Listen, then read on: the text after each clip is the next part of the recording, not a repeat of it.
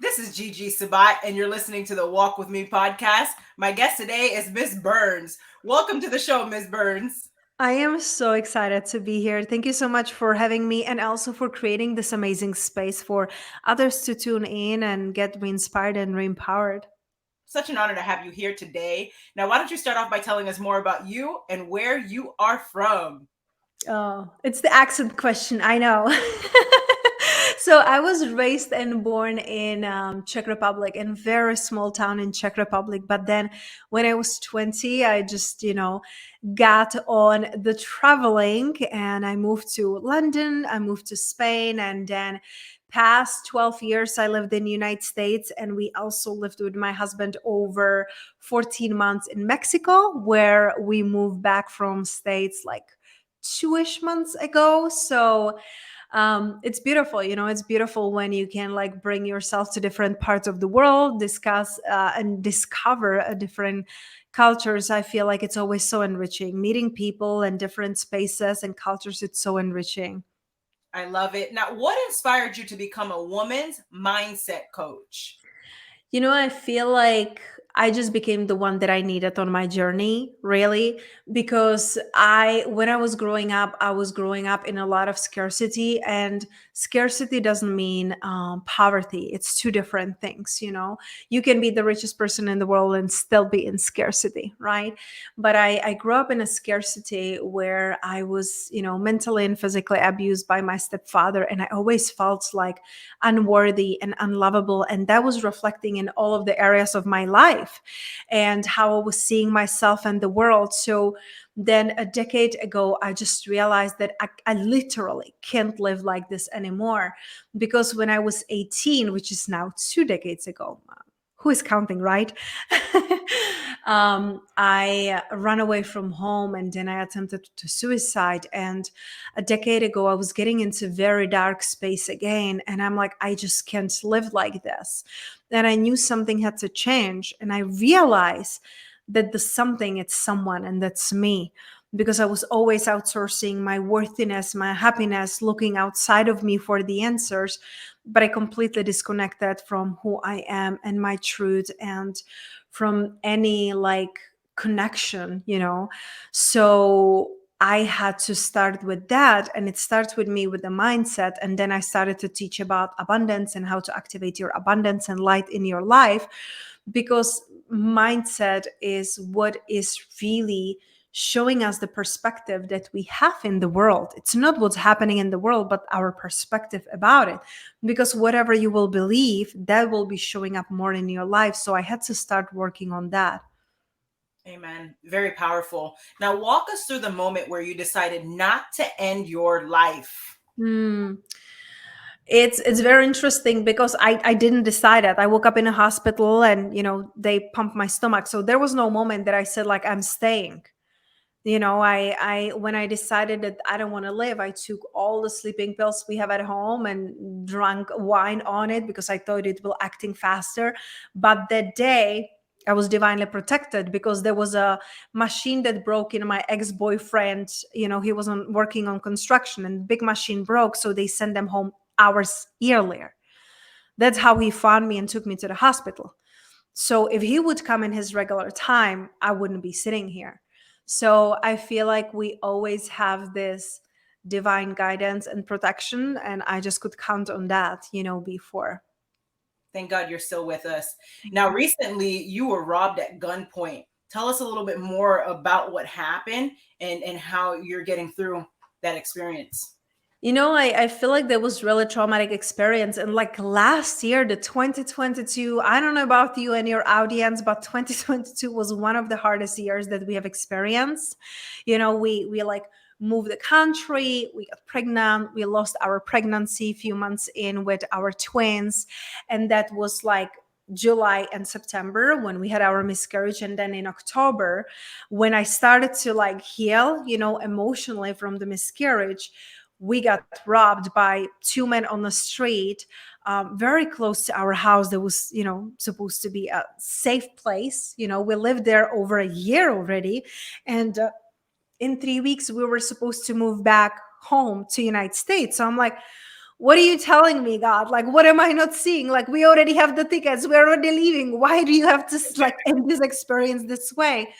But thank God that nothing happened to us. And I truly believe that, again, that's the divine protection, because people get killed for less. Like, we were taking away everything, my wedding jewelry, our phones with my husband, my wallet, like all of our ID cards, everything. And I truly believe they were professionals, because like we were very like shocked, but we got home right away, started to freeze our accounts, but they already got into some of our cards.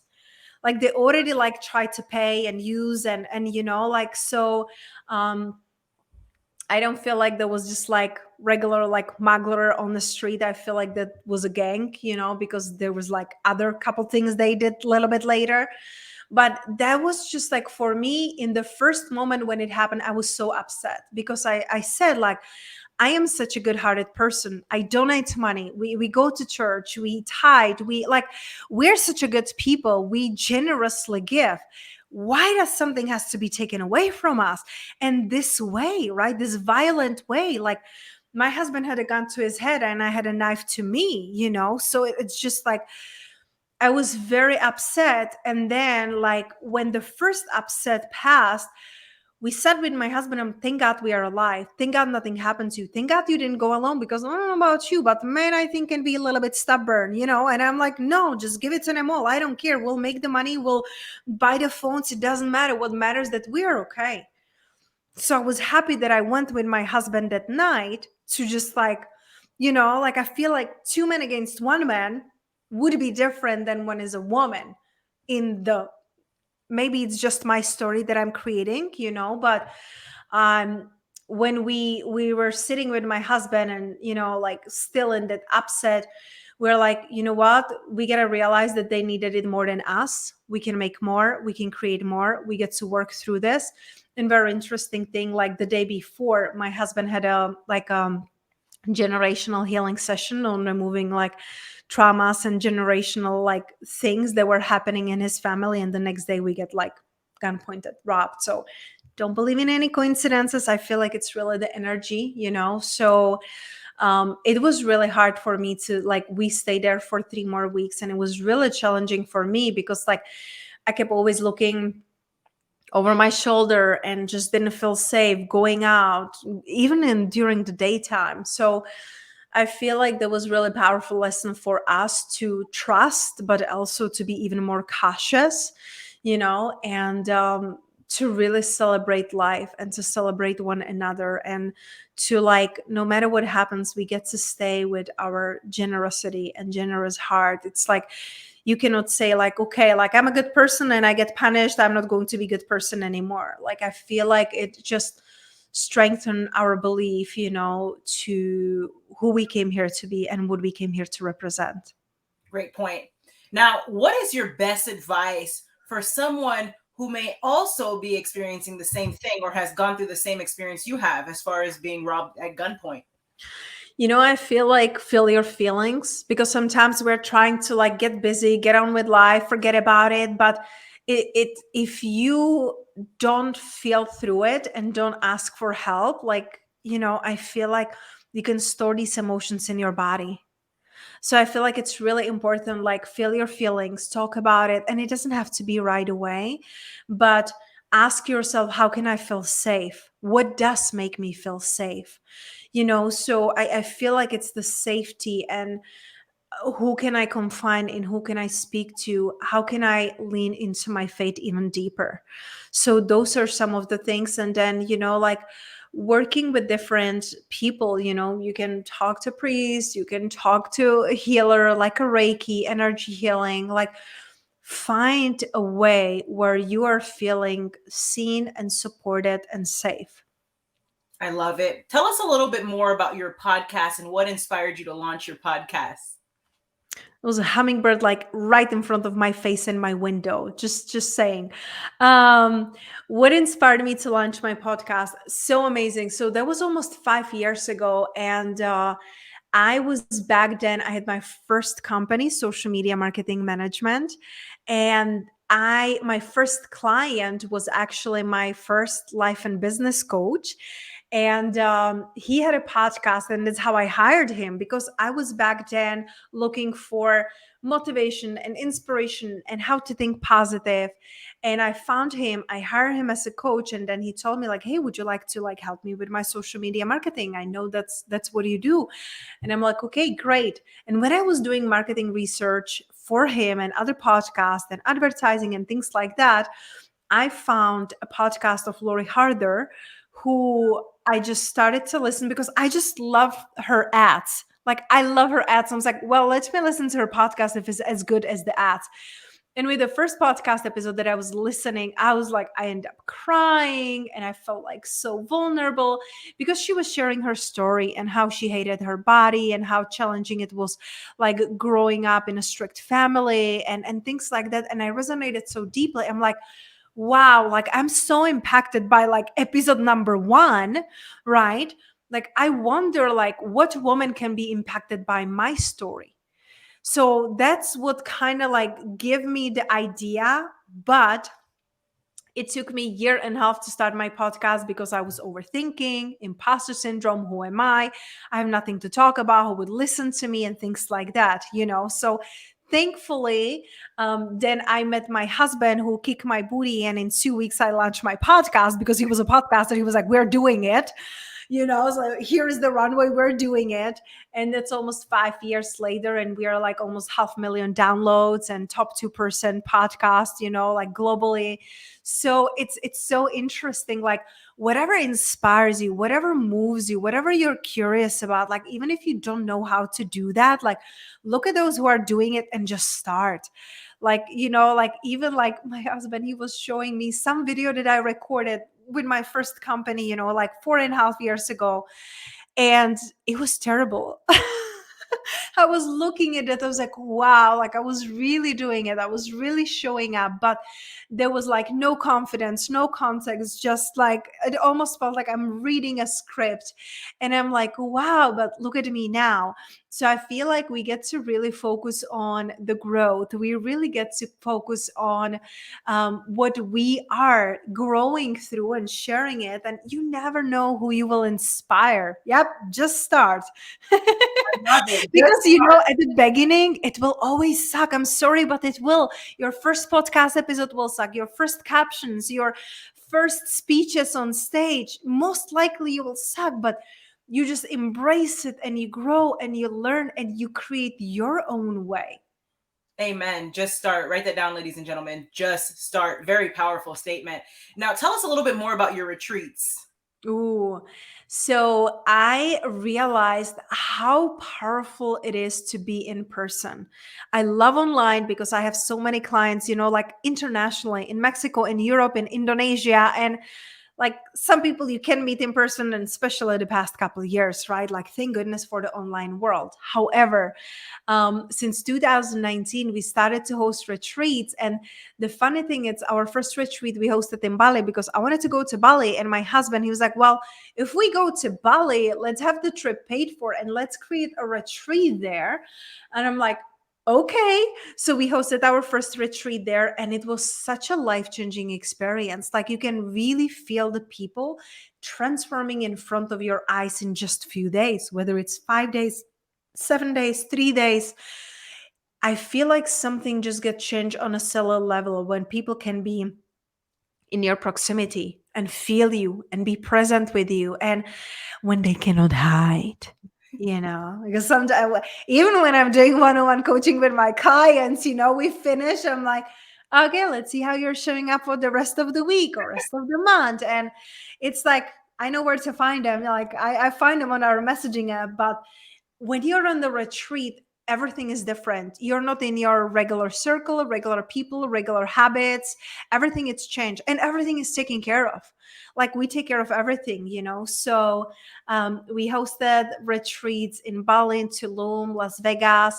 And right now I'm focusing more on one-on-one VIP experiences. It's like a mini retreat for 2 days, but it's one-on-one.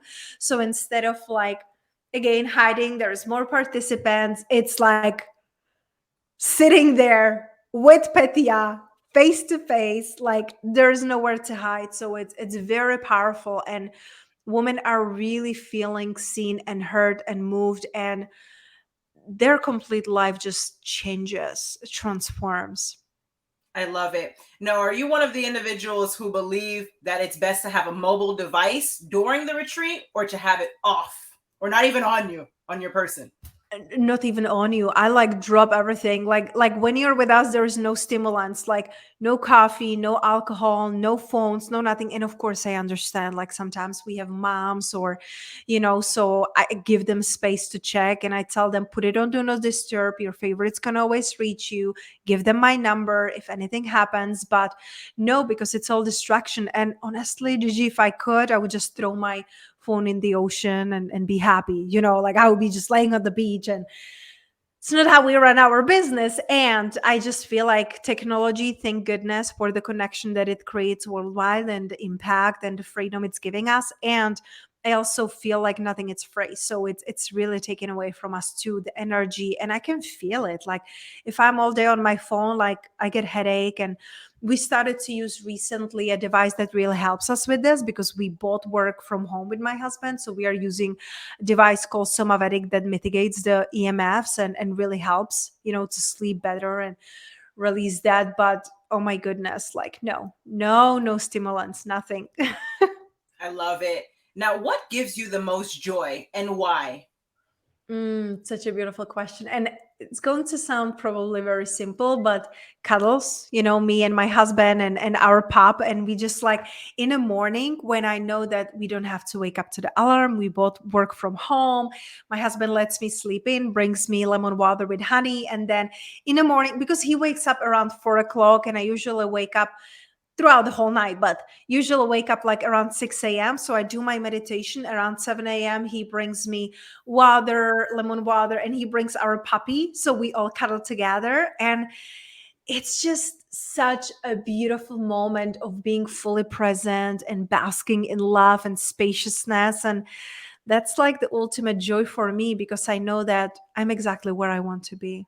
Amen. Very powerful. Now, what is your best advice to the audience for walking with purpose and living a life of happiness? I feel like you get to remember that it all starts with you. You cannot be outsourcing your happiness. You cannot be outsourcing your worthiness to others. You get to first understand who you came here to be. You have to first understand, what are your core values? What do you stand for? What do you want to see in the world? How are you going to contribute that in the world, right? Because it's nice, like, for example, like I love dogs. Like I absolutely love dogs. So I want to contribute, and I'm contributing like every month into the Animal Foundation. And I told my husband, when we create even more revenue in our business, I want to be building like, like sanctuaries for animals. So what do you see in the world, and how can you be part of it, and how can you contribute into that? That's what's going to create like a lasting happiness, when you know that you're part of something bigger. And it doesn't matter what it is, whether you want to be planting veggies, whether you want to be playing with puppies, whether you want to be supporting kids. Like we also send money on a regular basis to Bali, because when we went there, we were teaching kids English and personal development, disadvantaged kids in 5 different schools. So we still send money, and we know it makes a difference. So I feel like the happiness gets to be created and not chased by, like chase after. Amen. Very powerful. Now, where can the audience find you? So, as you shown, the best way, it's like really my website, because there is everything, petiakolibova.com, or just my Instagram, Petia Kolibova, and my podcast, Unapologetically Abundant. Those are really my 3 favorite places to be, to hang out, and to answer any questions you might have. I love it. Ladies and gentlemen, make sure to check out Ms. Burns on all of her social media platforms and also on her website listed below. And thank you for joining us today. God bless you and be safe. Thank you for having me.